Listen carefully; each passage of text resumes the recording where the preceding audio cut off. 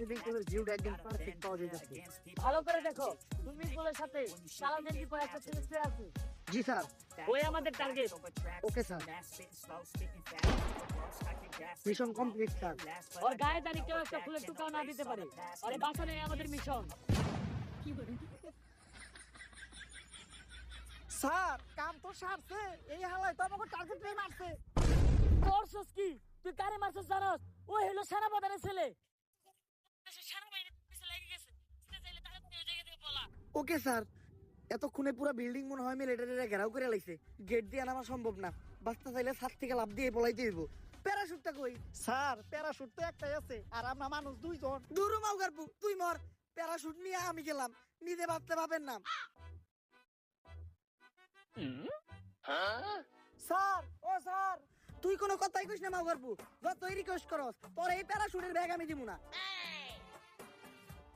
তুই নেই মর।